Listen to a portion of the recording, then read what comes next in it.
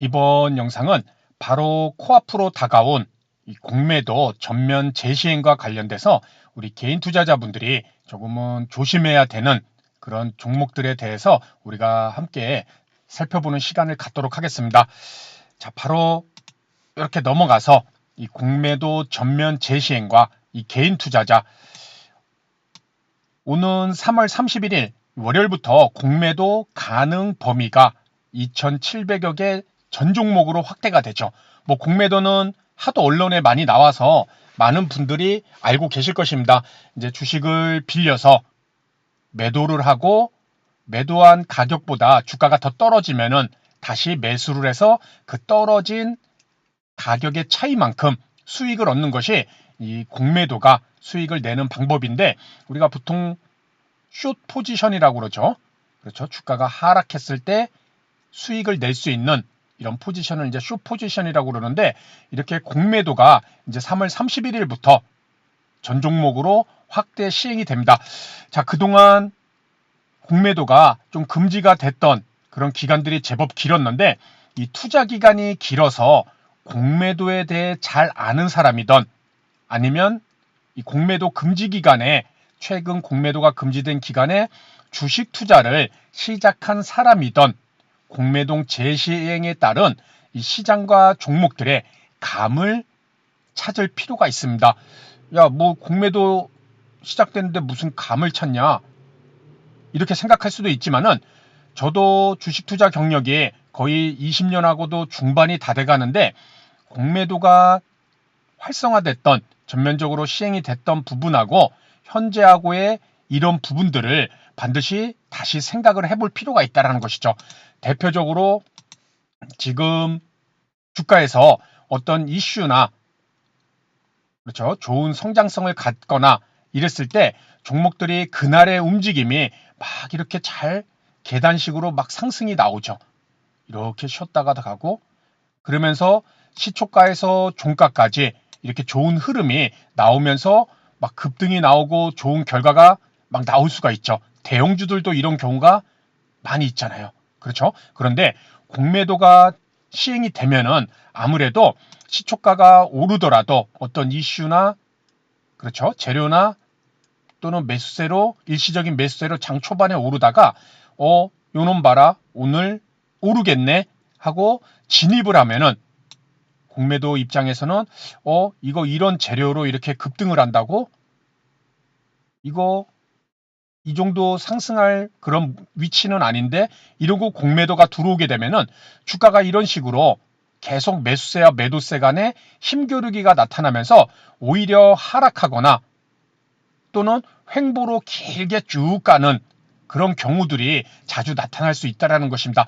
다시 얘기해서, 내가 생각했을 때 그동안 잘 올랐던, 종가까지 잘 올랐던 종목들이 장 초반에 번쩍 상승하고 하락하거나 또는 옆으로 계속 횡보하는 이런 모습이, 이 매수세와 공매도, 매도세 간에 이런 힘겨루기가 많이 나타날 수 있다는 것이죠.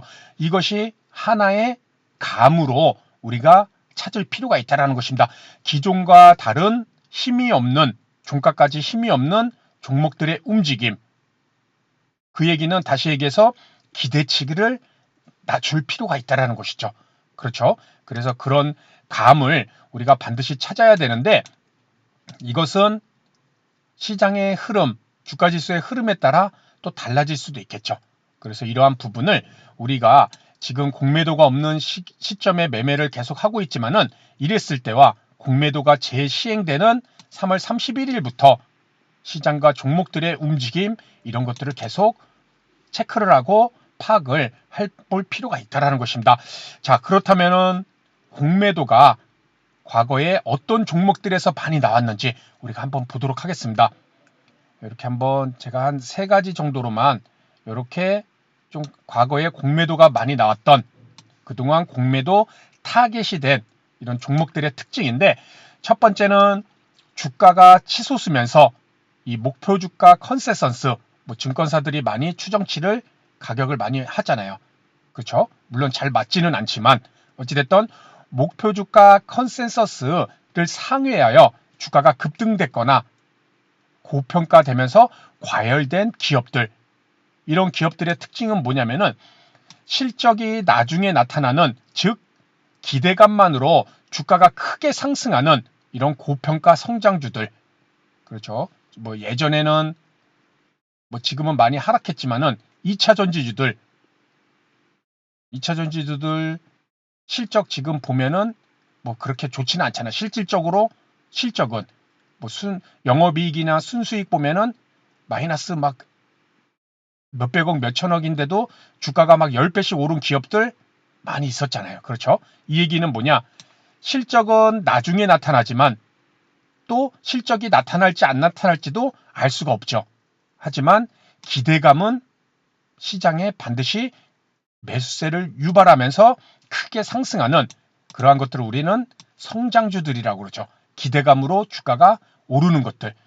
그리고 실적으로 오르는 거는 실적주, 뭐 가치주 이렇게 얘기를 하고, 그렇죠. 그래서 이렇게 기대감만으로 실적이 뒷받침되지 않는, 기대감만으로 주가가 크게 상승하는 고평가 성장주들은 공매도의 타겟이 될 수 있다. 즉 목표 주가보다 훨씬 많이 오른 종목들이라는 것이죠. 과열된 기업들, 고평가된 기업들. 그렇죠. 그리고 두 번째, 통상적으로 공매도 잔액 상위권에는 신용융자가 높은 종목들이 대거 포함되어 있습니다. 그렇죠. 특히 신용융자 비율이 10%가 넘는 기업들이 공매도 잔액 상위 10%, 10위권 안에 다수 포진돼 왔었으므로 관련 종목들에 이제는 조심할 필요가 있겠죠.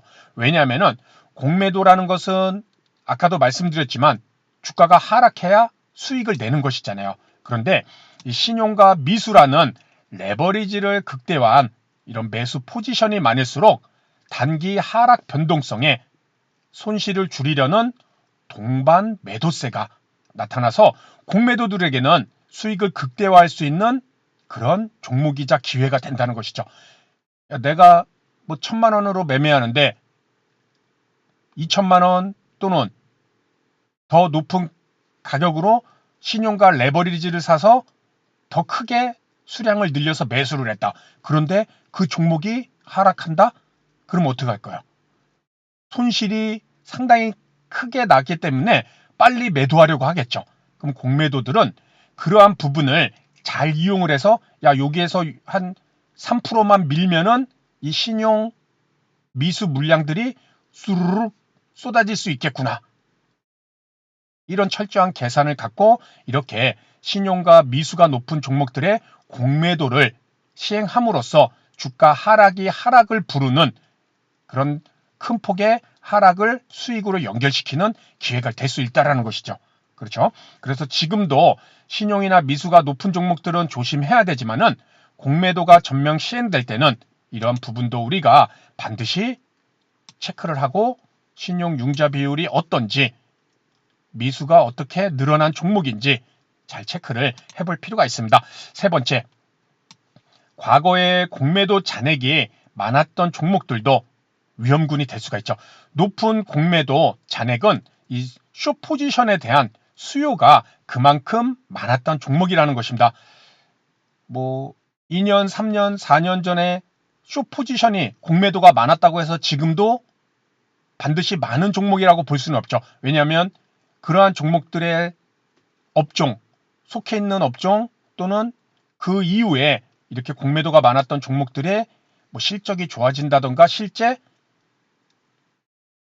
그 해당 기업에 속한 섹터가 좋은 섹터였다면 달라질 수는 있을 것입니다. 하지만 대부분 이렇게 공매도의 숏 포지션이 많았던 종목들은 공매도의 타겟이 됐기 때문에 그러한 종목들은 앞으로도 성장성이 높지 않은 섹터에 속한 종목들이거나 또는 실적이 좋지 않았던 그러한 종목들이 앞으로 더 떨어질 수 있다라는 그러한 종목들이기 때문에 이렇게 과거에도 공매도 비중이 높았던 종목들은 앞으로도 우리가 조심할 필요가 있다라는 것입니다. 그렇죠? 그래서 대표적으로 이 공매도의 타겟이 된 이 종목들에 대해서 이렇게 세 가지를 살펴봤는데 뭐 얼마 안 남았습니다. 3월 30일이면은 이번 달 말이기 때문에 우리 개인 투자자 분들은 공매도가 전면적으로 시행이 되면서 이 시장과 종목들이 어떤 움직임이 조금 다르게 나타나는가, 그러한 것들을 계속 찾아내려고 하면서, 또 공매도는 매도를 하고 나서 주가가 오르면 손실이기 때문에 주가가 올랐을 때 이 숏 스퀴즈라고 그러죠. 공매도의 손절성 매수 물량이 또 순식간에 들어올 수도 있는 그러한 부분도 있기 때문에, 그러한 상호 관계를 우리가 앞으로 3월 말부터는 잘 체크를 하면서 시장과 종목을 볼 필요가 있을 것 같습니다. 아울러 결국은 우리가 기대치를 너무 높여서는 안 된다는 것이죠. 그렇죠. 매수세가 매수세를 부르는 급등하는 모습이 이제는 매수세가 강하게 들어와서 주가가 많이 오르면 공매도라는 매도 포지션, 숏 포지션의 그런 물량들이 나올 수 있기 때문에 이 종목들의 변동성은 좀 줄어들 수도 있고, 그 얘기는 상승폭이 제한되면서 수익률이 적어질 수 있다는 것이죠. 이러한 부분을 항상 머릿속에 갖고 우리가 천천히 이 공매도 전면 재시행과 관련돼서 그러한 부분을 잘 준비를 해볼 필요가 있을 것 같습니다.